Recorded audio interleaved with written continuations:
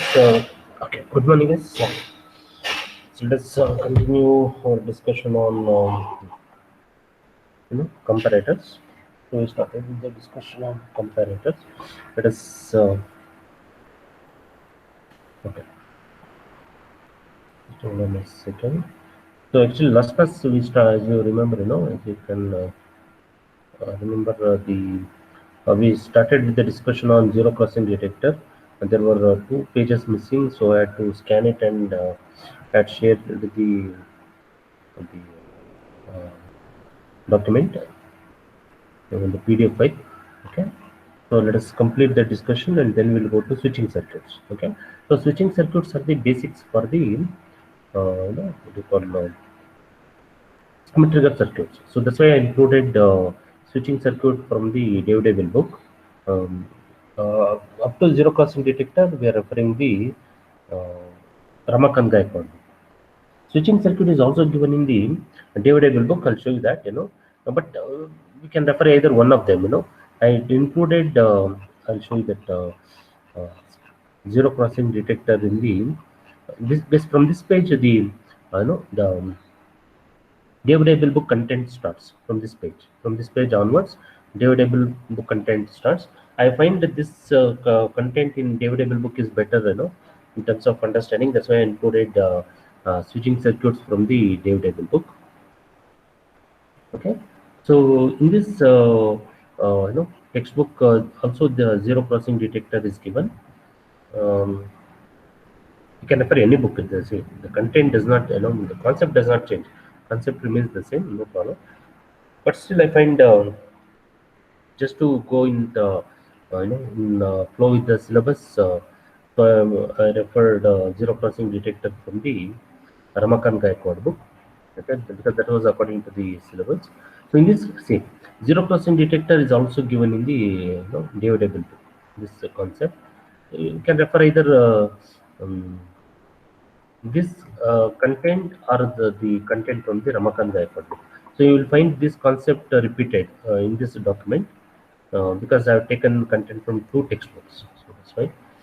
Okay, so because some topics are good in Ramakant Gaikwad book, some topics are, in fact, all topics are good in David Abel, no doctor. Okay, because as a student, I have studied both the books, Ramakant Gaikwad book as well as David Abel book. But for your syllabus, the content is more from both the textbook, so we have to refer both the textbook. So first. So we'll complete the zero crossing detector. Then we'll continue with the switching circuit. That is the basics for the schematic trigger circuit. Okay. So zero, of course, basics thing we had seen this. Let us not go in detail again. Zero crossing detector. That is the circuit will detect whenever the input signal crosses zero, either from positive direction to negative direction or from negative direction to positive direction. Okay, that we had seen. So this was the basic switching circuit. Okay, this also we discussed. The role of capacitors and the role of diodes. Okay, which is called as a protective diodes. Okay, so this we had discussed in little detail, and there were a few more circuits were given which in the earlier document it was not shown. Okay, that is figure number 82 a and 82 and 83, figure 82 and 83. So let us look into that figures and let us you know understand it. This is figure number 82. So this is about inverting comparator with input and output waveforms given. So for both the possibility, that is Vref is positive as well as Vref is negative. For both the condition, inverting comparator is given. Okay, as I discussed, depending on whether the input is given to inverting input or a non-inverting input, we can have two possibility. So in this case, okay, let's understand this. So this is the input voltage through resistor. It is given to the inverting input, and non-inverting input is given to reference voltage. Okay, so this I guess the reference voltage Vref through potentiometer whose end is both the positive VCC. So this end is VCC and this end is minus V. Yes, okay. In this textbook, the author is showing that that VCC and VE are taken from the same circuit. With that intention, it is shown like this. It could have been written like this. Instead of this line, it could have been written like this, this is plus VCC and this is minus VE. That way, in that way also it can be represented, no problem. Okay. So then the input voltage, there is unknown voltage. If it is given to inverting input terminal, then we can call it as a inverting comparator circuit. Other components remains the same. There is no difference. But the only thing is the reference voltage is given to non-inverting input terminal. It can have both the positive value as well as negative value. So if you compare this with the earlier diagram, what we discussed in the last class, in this case, the reference voltage is a fixed voltage. It is a DC voltage. This was given to invert, of course, again to inverting, inverting input terminal. Just a second. Okay. The reference voltage is given to inverting input terminal, and unknown voltage is given to non-inverting input terminal. Okay, in this diagram, which we discussed in the last class. Now, the reference voltage is given to non-inverting input terminal, and the input voltage is given to inverting input terminal. Then we can say that the circuit is a inverting comparator with the variable reference voltage. Instead of a fixed DC voltage, now it is a variable reference voltage. Variable reference voltage between positive voltage as well as negative voltage. Okay, here we go. So let us look into the the waveform. So this input sinusoidal voltage. Depending on the position of the potentiometer, so reference voltage can be positive. Again, let's remember these reference voltages are DC. It cannot be AC. Okay, imagine the reference voltage is also varying, not possible. So reference voltage should be DC. Okay, so these two reference voltages, depending on the position of the potentiometer towards VCC or towards the negative voltage VE minus VEE. So based on that, we can have a positive reference voltage or a negative reference voltage. So we are applying the input voltage. Okay, so whenever the input voltage crosses positive reference, since it is the inverting amplifier, output will switch from positive saturation to negative saturation. What will happen in a non-inverting comparator circuit? The other way around. So when the input voltage crosses the reference positive reference voltage, output will switch from negative saturation to positive saturation because it was a non-inverting comparator circuit. Now this is inverting comparator circuit, so the opposite thing should happen. Okay, that is when the input voltage crosses positive reference voltage, output will switch from negative saturation to positive saturation. Positive to negative saturation. Okay, opposite of that, opposite of the non-inverting comparator circuit. So when the reference voltage is negative, the other way around, the output voltage will switch from negative saturation to positive saturation whenever the this input signal crosses reference voltage. Yes, in that also observe this two possibility: whether the input voltage crosses reference voltage from positive direction to negative direction. While going from positive to negative, output will switch from negative to positive.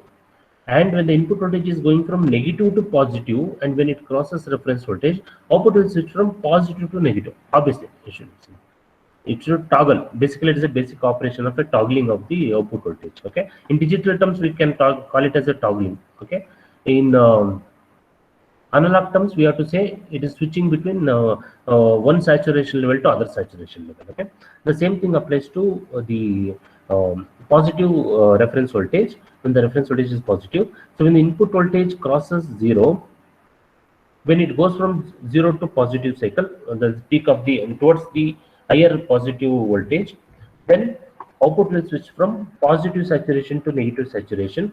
And when the input voltage crosses reference voltage while it is going towards negative cycle, output voltage should switch from negative to saturation. Yes, the idea is this, input voltage is more positive, output voltage is negative saturation. When the input voltage is more negative, output voltage is positive saturation. Okay, because it is a inverting comparator circuit. That's a basic idea. Okay, I think that point is clear. Okay, yeah. So next is the zero crossing detector. Okay, with somebody is on the line. With the typical typical waveforms, this is a figure number 8.3. Okay, so in this case, the reference. Okay, what if the reference voltage is 0? Vref is 0. It is again a inverting amplifier. Sorry, I'm sorry. Inverting comparator circuit. Reference voltage is 0. Okay. So we are using clamp diodes. So that the input voltage is clamped to voltage across the diode. Okay. So to limit the differential voltage. The idea is to limit the differential voltage. We are using the diodes, VID. Okay. Diodes D1 and D2 to limit the differential voltage VID. Okay. So whenever in this case is very simple, since the reference voltage is 0, this is the Vref. Okay. So when the input voltage crosses 0 from positive to negative saturation, the output voltage will switch from negative to positive saturation. When the input voltage crosses 0 volt from while going from negative to positive cycle, output voltage will switch from positive to negative cycle. Okay. One more observation is, in this case, as we discussed in the last class, T on will be equal to T off. There is a duty cycle will be 50%. Duty cycle will be 50%. Very simple. Okay. In the earlier case, it is not so. As we have discussed in the last class also, in the previous case, as the reference voltage varies. If the reference voltage is very high, the what you call the pulse width will be very small. I'm not able to write the exact line here. Okay, so pulse width becomes very small, depending on the reference voltage, whether it is a positive reference or a negative reference. Positive reference will control the off period, which you can observe. Positive. In fact, it's controlling both the off period as well as on period. We cannot say that it's only off period. It will control both. Okay, but thereby it will vary the duty cycle. Okay, so as the positive reference increases, duty cycle decreases. Very simple. Okay, duty cycle will be less than 50%. It decreases. Okay, whereas it's just hold on a second. Yes, I got a call. Just a second. No, no.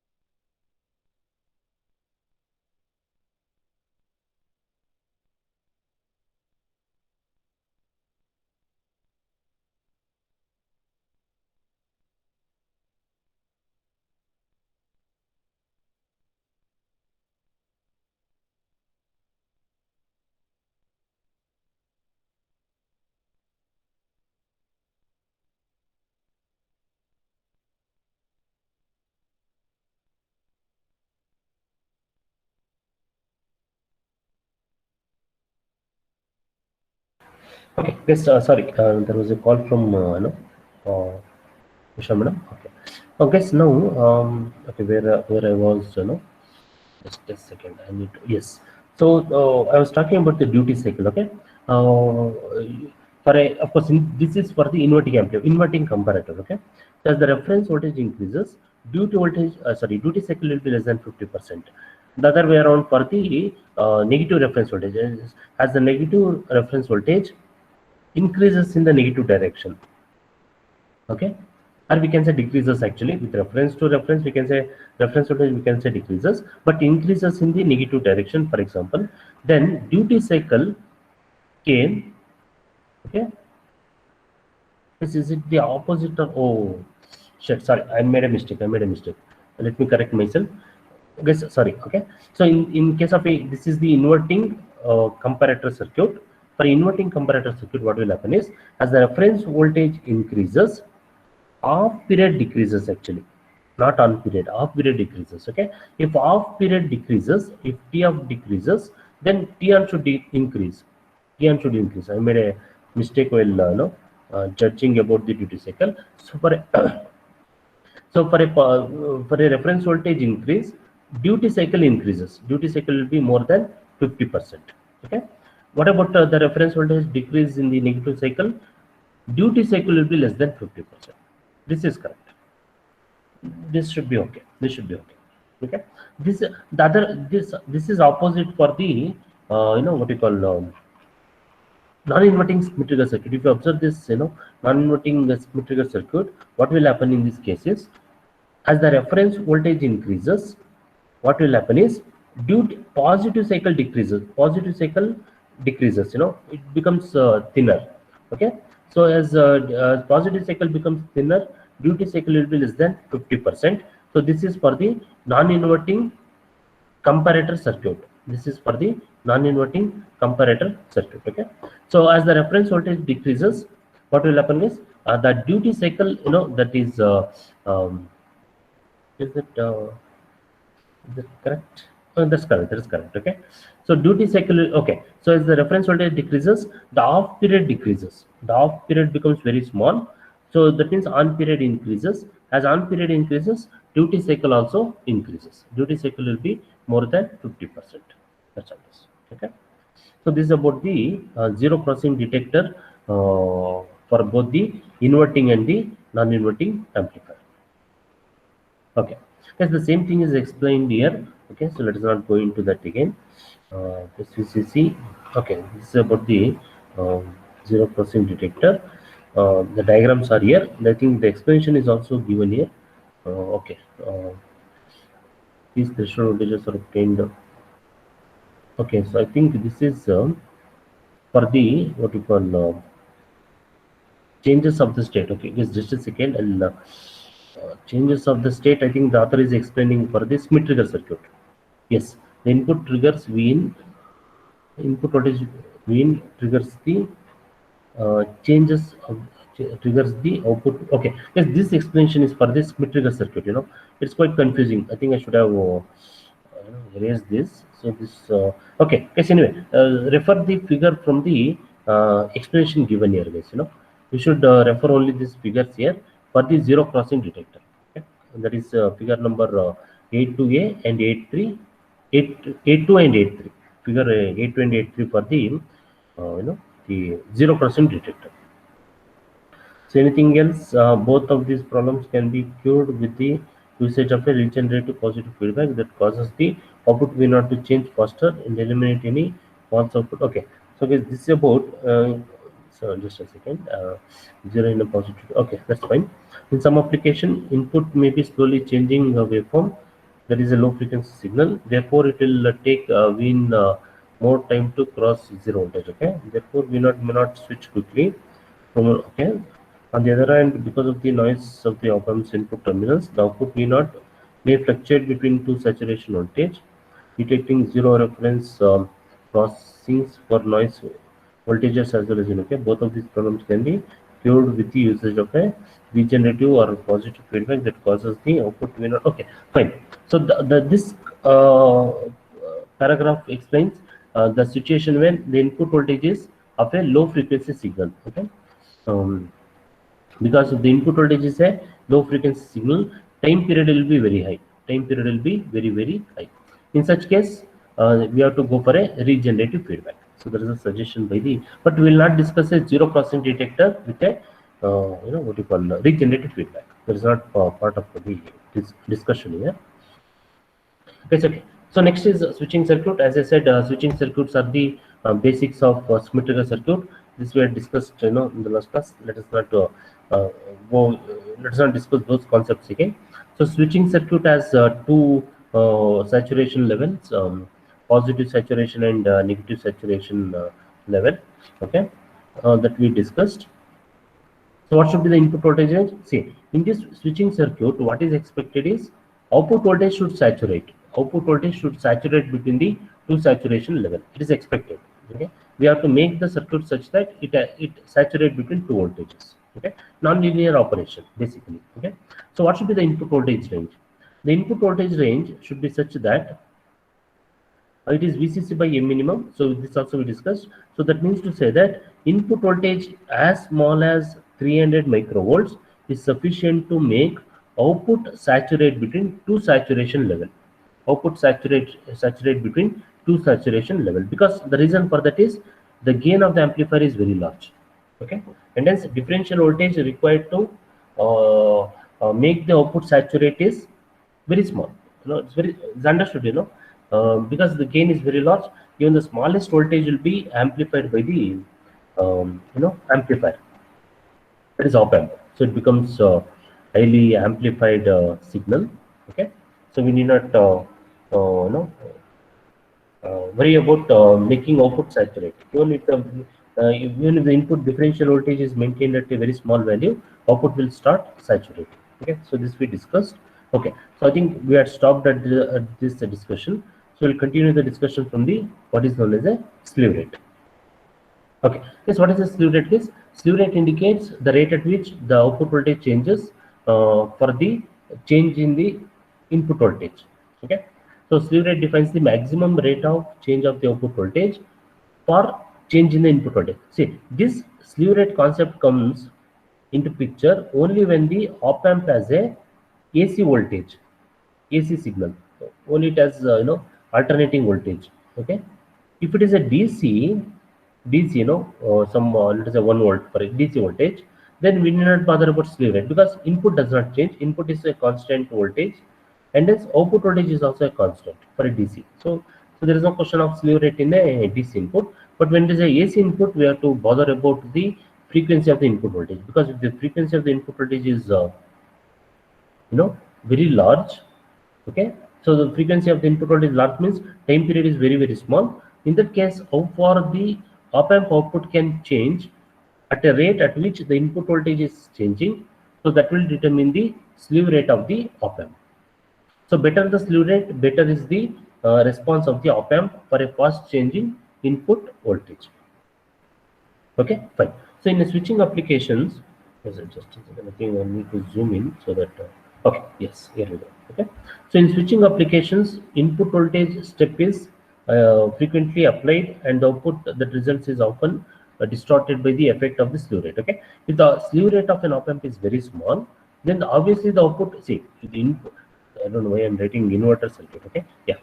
So if the op amp slew rate is very, very small, what will happen is, though the input voltage is changing at a very fast rate, output cannot change, and hence what will happen is output becomes distorted.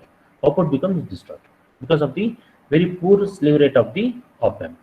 So there is a drawback of a op amp for a high frequency signals. So an input sine wave or square wave could produce a near triangular output because of the op amp slew rate. That means, though we are applying a sinusoidal input voltage, high frequency signal, of course, no doubt, the output, since see what will happen, this it's something like this, I will understand it like this. Of course, we discussed this in the beginning, no doubt. It's okay, no problem. We discuss it again. Let us say this is the sinusoidal signal. Okay, this, if you observe this, sinusoidal signal. Of course, you have written sinusoidal signal many times.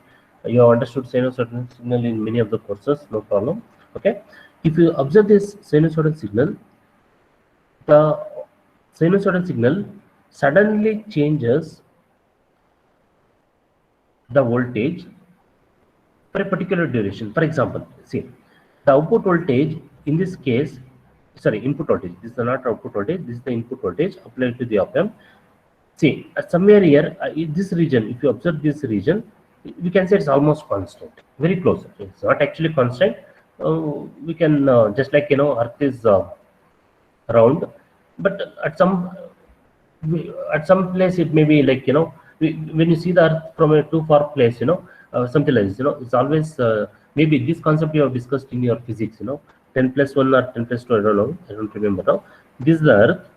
When you zoom in and if you see small area, that will not be a round. I mean, that will not be curved. It will be a flat, something like that. Okay. So with the same concept, with the same understanding, this region is almost constant, at least to some for a small duration it is constant. Okay, but suddenly the rate of the input voltage changes. It changes at a faster rate. Okay, if this is the rate at which the input voltage is changing, and when this voltage is applied to an op amp, if the op amp slew rate is very poor, output cannot change at that rate. What will happen to the output is, output will be something like this. Let me write the output here. the input is changing at a faster rate. So for example, it is coming from the negative cycle, input is changing at a faster rate. Output cannot switch at this rate. And hence output will be, though input is changing at a faster rate, output cannot change, and hence output is something like a triangular waveform, something else, If for this curve, it becomes a triangular waveform. Similarly, for this region, it becomes another triangular waveform. Like this, it repeats. Like this, it repeats. This is the case for both the, what you call, uh, for both the sinusoidal signal as well as square pulse. Even if, let us say, for example, we are applying the square pulse, for example, okay. Even for the square pulse, if you observe this region, this black line, okay. This black line, if you observe, the input is changing from logic, not logic one, high voltage to low voltage suddenly, sudden change.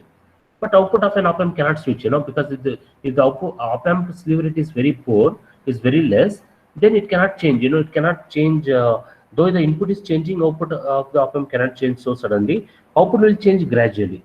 And hence it results in something like a triangular waveform, okay.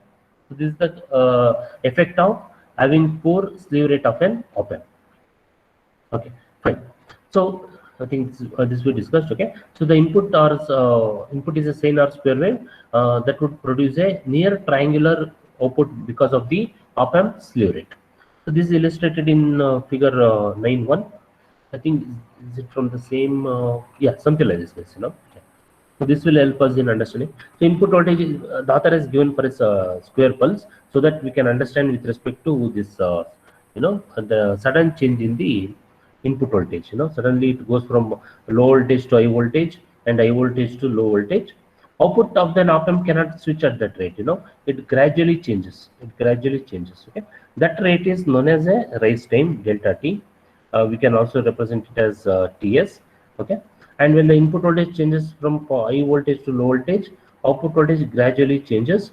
That is known as the fall time, Tf. This rate is delta t. Okay, so there are two possible cases are shown here. Okay, so one is where output distortion caused by slow op-amp slew rate. Okay, this is the first case. In the second case, output distortion minimized if the slew rate gives delta t less than t. That means if a slew rate is very good, then this distortion of the output voltage for a sudden change in the input voltage can be minimized. Okay, so thereby the response is better for a sinusoidal or square pulse if the slew rate of an op-amp is fairly good. Okay, yeah, the rise and fall time delta t. Okay, so it's equal. So that's why the author represented it as delta t of the output waveform are directly related to slew rate. Okay, so there is delta t is equal to delta v naught divided by s, where s is the slew rate of the op-amp. Okay, so delta v naught is change in the output voltage. Okay, and s is the slew rate of an op-amp. Delta t is the rise time and the fall time of an output of the op-amp. Okay, if the slew rate is very large, if the slew rate is very large, then delta t will be very small. Delta t will be very small. Smaller the delta t, better is the product. Better is the rate at which the output of an op-amp is changing. Ideally, the slew rate should be infinite, so that delta t is very small. It is 0, and hence output will follow the input. Okay, for example, when the input is a sinusoidal or a square pulse applied at a high frequency. See, even now for a low frequency signal, this slew rate is not a problem. This slew rate will not have any effect. No problem. We need not bother. But for a high frequency signal, there is a problem. Rise and fall times are not greater than 10% of the output pulse width of the input signal. Okay, that is, this is something like this. This delta t should be at least maximum of 10% of the t. There is a pulse width. The t is the pulse width of the input waveform. Okay, so if it is larger than this, there is always a possibility of output getting distorted because of the poor slew rate of the op-amp. Okay, that's fine. Okay, so the output will at least look like a rectangular waveform. This may be an acceptable amount of distortion in some situation. Okay, see, even with delta t around 10% of t, it will not be a pure square wave. It's supposed to be something like this, but it is not so because of the slew rate. But at least this, to a larger extent, it can be accepted as a rectangular pulse width, if not exactly, square pulse width, can be accepted as a rectangular signal.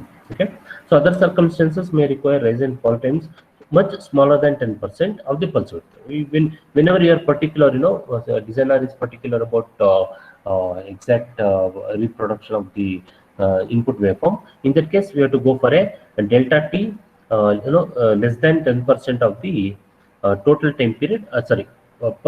Pulse width t. Okay, so whatever the specification, the required slew rate, minimum slew rate can be calculated using the above equation. Okay, so we can calculate the slew rate. Accordingly, we have to select a particular operational amplifier, particular op amp for a particular application.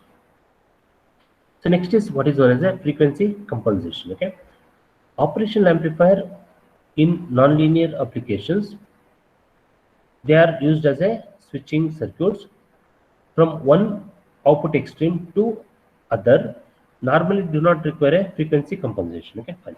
Yes, what is frequency compensation? Okay, so since the concept is not discussed, okay, let me discuss the basics of a what is known as a frequency compensation. Okay. Okay, yes, I'll discuss basics, very basics.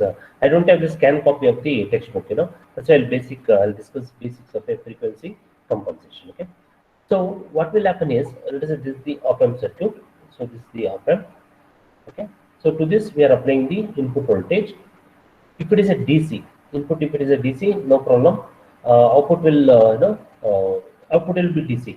Okay, so even the designer is happy as well as op amp is happy.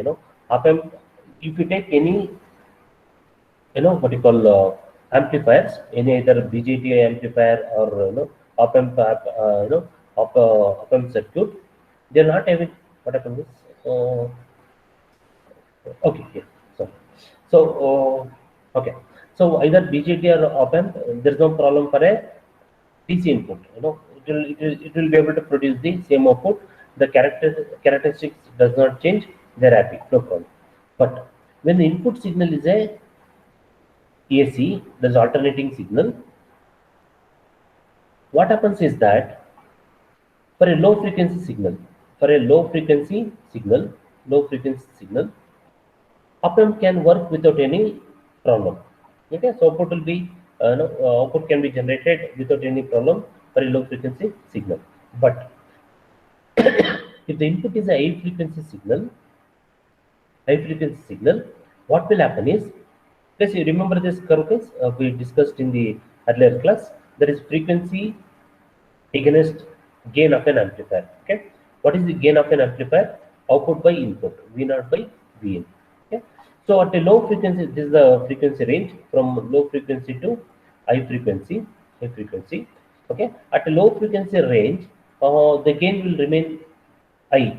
The gain of the op amp is very, very high. Okay, as the frequency is increased, the gain of the amplifier reduces. It starts gradually reduces. Okay, at some point, the gain of an op amp, so this is in decibel. Gain is represented in terms of decibel. Why? Because the operational amplifier gain is very large. Especially for open loop.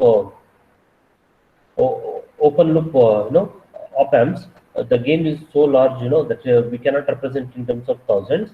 We have to represent in terms of decibel. Okay, for example, it is a 100 decibel, for example. Okay, so when the gain start decreasing, at some point the gain becomes 1 decibel. Okay, further increase in the frequency of the input signal, there's always a possibility that gain reduces to 0. The gain becomes 0. That means there is a point at which the op amp has a limitation in terms of, the operation with respect to high frequency signal. Okay, so that can be identified as unity gain bandwidth. If unity gain bandwidth means the range of frequencies for which the op-amp can work without any problem, but at which point, at which frequency, the the gain of the op-amp becomes 1. Further increase in the frequency, the gain can reduce to 0. The gain can become 0. Okay, so now this is, for example, it is a 741 op-amp. Okay, this unity gain bandwidth frequency is, let us say, it's around, for example, 1 megahertz. 1 megahertz. Who will tell us this value from the data sheet of the op-amp? Now let us say I want to use the same op-amp circuit for a higher frequency. Let us say I want operation up to 2 megahertz, for example, 2 megahertz. Then we have to go for additional circuitry to improve the frequency response of an op-amp. Okay, this additional circuitry made of capacitors and resistors along with the op-amp, which helps in improving the frequency response of an op-amp, is called as frequency compensation methods. It's called as a frequency compensation methods. What we are compensating is, we are compensating the higher frequency of operation of an op-amp, so that op-amp can be used for a higher frequency input signals. Okay, so this is what is known as a frequency compensation circuit. So that discussion was in detail in the older syllabus. So now we are not going into the details of the frequency compensation. This I explained just for your understanding purpose. You should have the basic idea of what is known as a frequency compensation circuit. Okay, so op-amp employed in a nonlinear applications. So something, what is a nonlinear application? Example, zero crossing detector. It's nonlinear. Nonlinear way because we don't expect output to follow the input. Output should always be a saturating. Output should always be saturating. That is called as a nonlinear application. This we discussed in the earlier class. What is a linear circuit? What is a nonlinear circuit? Okay. Anyway. Okay. So in a nonlinear application, the switching is from one end to other end. One end to other end means from positive saturation to negative saturation, and from negative saturation to positive saturation. Okay, so we expect it to switch between two saturation levels. That's why it is also called as a switching circuits. Okay, so normally these kind of applications, nonlinear application, does not require a frequency compensation. Why? Because the reason for that is output is expected to be saturating. Okay, output voltage is expected to saturate between two extreme levels. Okay, there is positive saturation, V0 saturation, and minus V0 saturation. Okay, and even when the input frequency is very high, input frequency becomes very high. Okay, output voltage, though the gain decreases, output voltage, see, when this very high frequency signal is applied to an op-amp, what will happen to the gain of the op-amp? Gain of the op-amp reduces. Okay, gain of the op-amp reduces, but still output will be switching.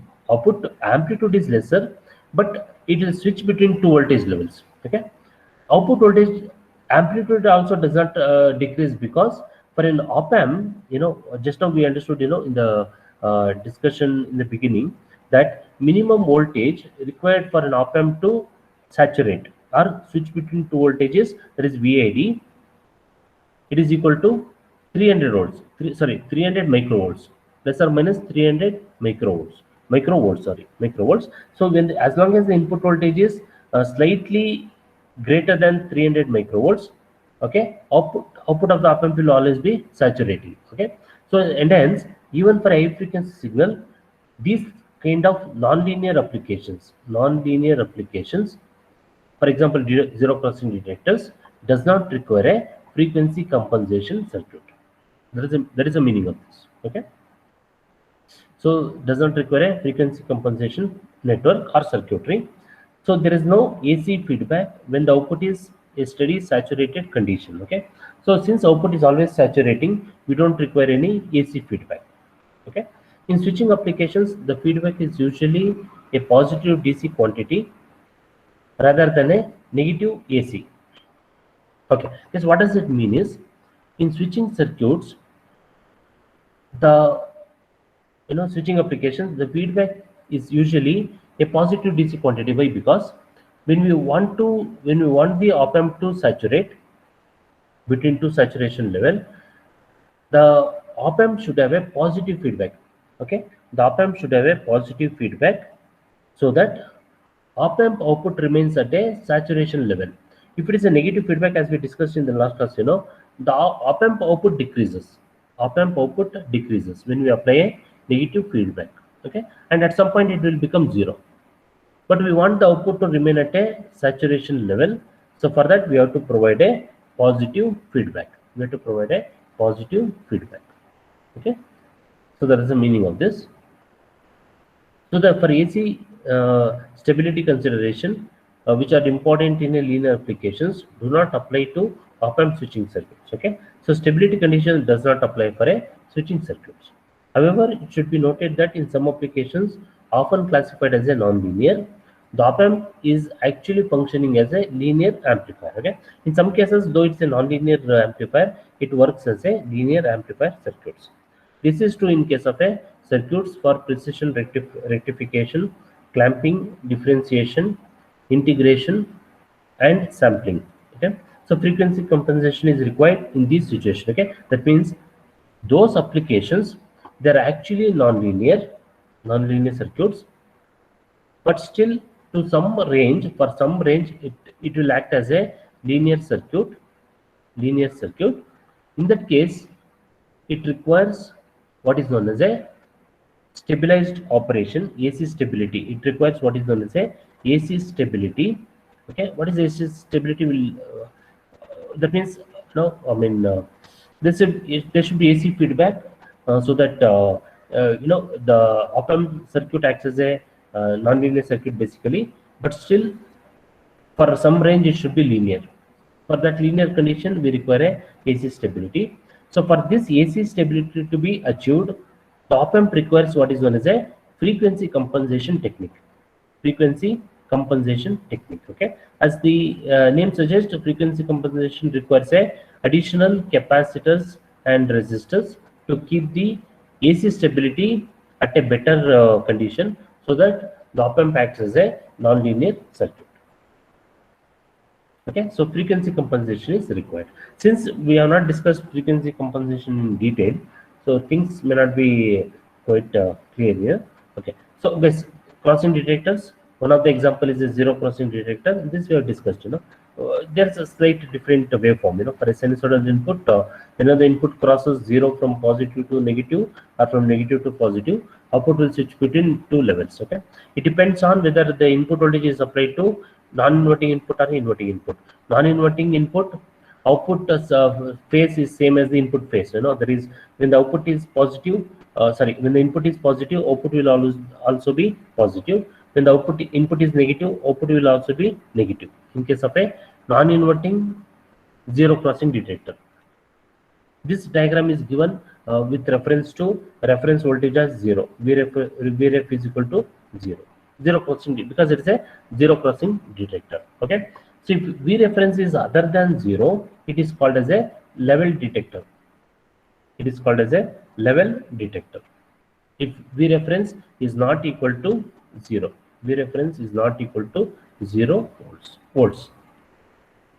That's how it is. Okay, so that was the inverting, non-inverting,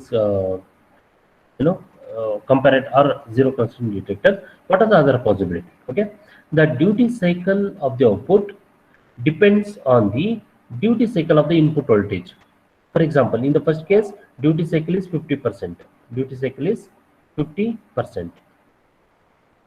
Duty cycle is 50%. Okay, in the second case, duty cycle is less than 50%. Why? Because on period is less than off period. Less than off period, duty cycle is less than 50%. If the duty cycle of the input voltage is less than 50%, output voltage will also have a duty cycle less than 50%. Very simple. Okay, in this kind of situation where the it is a ramp waveform, it is not a square waveform, not a triangular waveform, it is a ramp waveform. In this case, the duty cycle is more than 50%. Duty cycle is more. That means whenever the input voltage crosses reference voltage, as you can see, in this case, the reference voltage is 0. You can see the diagram.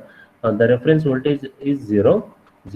Whenever the input ramp waveform crosses this reference voltage of 0, when it's going from 0 to negative to positive, or from positive to negative, output voltage is made to switch.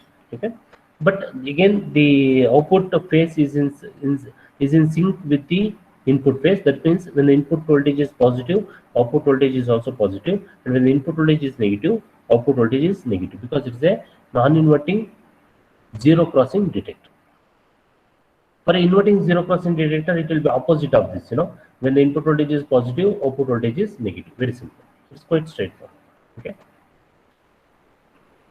Okay, I guess the same thing is discussed. Okay, so that means when the input voltage is slightly above, ground level, that is even when it is slightly above 300 microvolts, output voltage will switch between two saturation levels. Okay, so that we discussed. We discussed in quite a little detail. Okay. So the other way around, as we just now discussed, if the reference voltage, if the input voltage is applied to the inverting input terminal, and if the reference voltage is applied to the non-inverting input terminal, output voltage is out of phase with respect to input voltage. That means input voltage positive, output voltage is negative. Okay, fine. Yes, this we discussed. Let us not go into let us not discuss. Okay, this the other possibility. If the reference voltage is other, yes, if you remember, if you compare the two textbook content, in the Ramakant Gaikwad book, reference voltage variation was shown as a potentiometer, which is applied with the positive biasing voltage and negative biasing voltage. This is one possibility. Other possibility is like this. In David Abel book, the author shows like this. Voltage, this is nothing but R1 R2 series resistance act as a voltage divider network. Voltage across R2 is applied as a voltage to the non-inverting input terminal. Very simple. Okay, that's the same thing. The same thing we discussed. Let us not going to again go into this again discussion again. Okay, this next possibility is capacitor coupled crossing detector, zero crossing detector. Okay, this actually this concept is not need not be discussed in our syllabus, but as a part of the topic I have included, but just for your information. Okay, so whenever we have a coupling capacitors, okay, so either at the input or at the output, C1 and C2. C1 is the input coupling capacitor, C2 is the output coupling capacitor. As the name suggests, it is used as a AC coupling capacitors. AC coupling, so that it will block DC. It will block DC. It will allow only AC. Okay. What is the drawback of using this? Coupling capacitors. Okay, so whenever the input voltage is a square pulse, something like this, what will happen is output of the capacitor is distorted, where the total time period of this input voltage remains the same, but output across the capacitor, not the actual output voltage, it is output across the capacitor, is distorted in terms of its peak value. Like this, it gives a tilt. This is called as a tilt in the voltage, tilt in the voltage by some value delta V. This is because of the capacitor at the input stage. The same thing will happen to the output voltage if a capacitor is used at the output stage. Okay, so in this diagram, the author is discussing only with respect to input coupling capacitors. Okay, and then we have this kind of situation where the capacitor will generate a tilt in the input voltage because of the nature of the capacitor. Okay, so the same thing is shown here. The capacitor coupled crossing detector must have one of the op-amp input terminals biased above or below ground level to ensure the output remains at a desired saturation level when no input is present. Okay, fine. Okay, so output voltage will be like this. That means it is still output. See, there is no problem with the output. Output still saturating between the two levels, but capacitor will only distort the waveform. This applies to both the sinusoidal input voltage as well as a square pulse. So there is no other go, because we have to make use of a capacitor for AC coupling. This is a side effect. No other option. So what should be the value of this capacitor? It should be 1/10, at least 1/10 of the in series resistance with it. In this case, R1 is the series resistance. For better operation, it can be slightly greater than 110, that is impedance of the capacitance can be slightly greater than 110, so then we can go for a 120th. The obvious question is, why not it is 115, why not it is 117? It's a trial and error method, guys. It's a just a trial and error method calculation procedure to find out the exact value of the impedance of the capacitor, input capacitor, which is measured with respect to series resistance with it. Okay, so that we can calculate the value of the capacitor C1. Okay, okay, this is not going to the, okay, the derivation is not important here. So what we understand is capacitor C1 value is now affected, it should be selected based on the delta V. Where, what is this delta V case? There is a tilt voltage in the output voltage, tilt voltage in the, not output, sorry, it is the voltage across the capacitor, tilt voltage. This is the delta V, this is the delta V. Okay, so for smaller delta V, the idea here is for smaller delta V, that means as smaller the delta V, better is the approximation of the output voltage. We get back the output voltage properly. That means voltage across the capacitor is same as the input voltage applied to the capacitor. So for that, the delta V should be small. For delta V to be small, capacitor should be a larger quantity. Capacitor should be a larger parameter.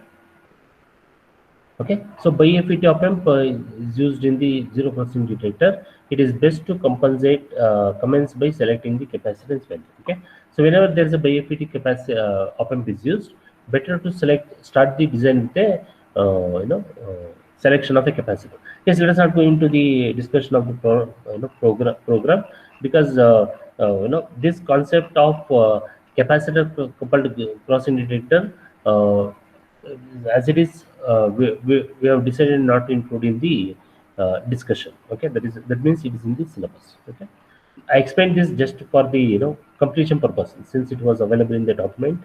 I thought I'll discuss that. Okay, so we're not going into the capacitor coupled 0% detectors. Next is the Schmitt trigger circuit.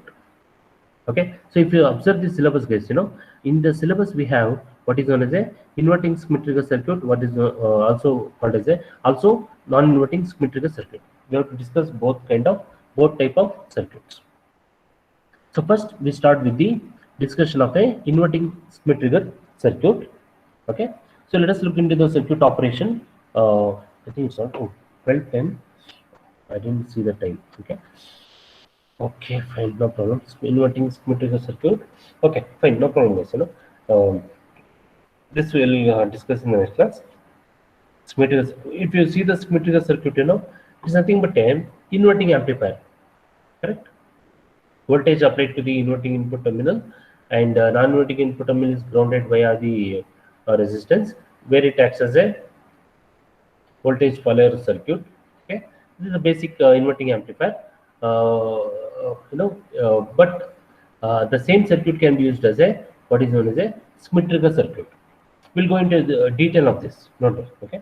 In the next class, we'll discuss in detail about the inverting Schmitt trigger circuit, as well as after this comes the non-inverting Schmitt trigger circuit. Okay, and there is a separate design procedure for both the inverting Schmitt trigger circuit as well as non-inverting Schmitt trigger circuit. Okay, it's fine. Thank you. Thanks for joining. See you in the next class. Okay, take care. Bye. Bye.